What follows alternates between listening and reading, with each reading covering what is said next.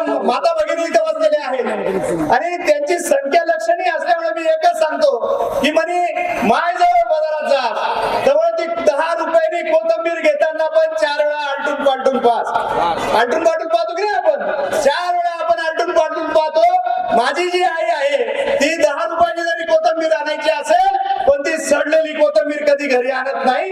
हा खरा गुण माझ्या आईमध्ये आहे आणि हा गुण आता आपल्याला निवडणुकीच्या निमित्तानं हेरायचा आहे।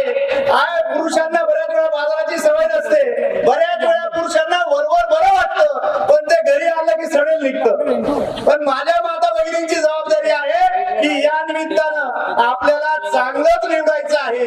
आपल्याकडे जे पर्याय आहेत त्या पर्यायापैकी सन्मानानं ज्याला तुम्ही भाऊ बनू शकाल, ज्याला तुम्ही अभिमानाने भाऊ म्हणता येईल असा उमेदवार म्हणजे आपले दादासाहेब भुसे आहे आणि अशा उमेदवाराला आपल्याला मालेगाव तालुक्यामध्ये निवडून द्यायचं आहे। या निमित्तानं जाता जाता एकच सांगतो की आज आपण मागच्या 20 वर्षापूर्वी इथं जुनी जाणती लोक बसलेली आहेत। मागच्या 20 वर्षापूर्वीचा काळ आठवा। या मागच्या 20 वर्षापूर्वी आपल्याला आमदाराकडे जायचं असेल तर गावगाड्यातला कोणीतरी नेता लागत होता, आपल्याला आमदाराकडे जायचं असेल तर कोणीतरी मध्यस्थी लागत होता आणि जर समजा बिगर मध्यस्थीचा गेलो त्या गेटवर गेल्यानंतर तिथं शिपाई स्वागताला असायचे। ते स्वागताला कशासाठी असायचे?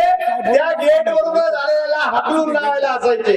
त्या शिपायासोबत 3-4 कुत्रे असायचे आणि कुत्रे सांभाळायला परत 3 शिपाई असायचे। हा काळ माझ्या सगळ्या जुन्या लोकांनी बघितलेला आहे। या सगळ्या काळातून पुढे जात असताना 20 वर्षापूर्वी क्रांती झाली, परिवर्तन झालं। दादासाहेब भुसेंसारखा लोकनेता या तालुक्याने निवडून दिला आणि आपल्या गोरगरीब कष्टकरी जनतेला आमदाराला भेटायला कधी मध्यस्थी लागला नाही। या आमदारांना आपल्याला आता निवडून द्यायचं आहे।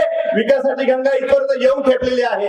ही गंगा अशी जागृत ठेवायची असेल तर येत्या 20 तारखेला धनुष्यबाण या निशाणीवर अनुक्रमांक 2 वर जोरदार आपलं बटन दाबून बाबा दादासाहेबांना आपल्याला प्रचंड मताधिक्याने विजयी करायचा आहे। आणि मला अभिमानानं वाटतं, सांगावंसं वाटतं, इथं बसलेल्या सगळ्या माझ्या माता भगिनींना मी एकच सांगतो की आपले लाडके मुख्यमंत्री आपल्याला सन्मानाने 1500 रुपये प्रमाणे 7500 रुपये तुमच्या खात्यामध्ये टाकलेले आहे। यानंतर 500,000 रुपये देईल, पण त्या 500,000 रुपयाला बळी न पडता एकच सांगा की आमच्या हक्काचा मुख्यमंत्री, आमच्या हक्काचा भाऊ एकनाथ शिंदे साहेब तिथे बसलेला आहे आणि मालेगाव तालुक्यामध्ये आमच्या हक्काचा दादा भाऊच आम्ही निवडून देऊ।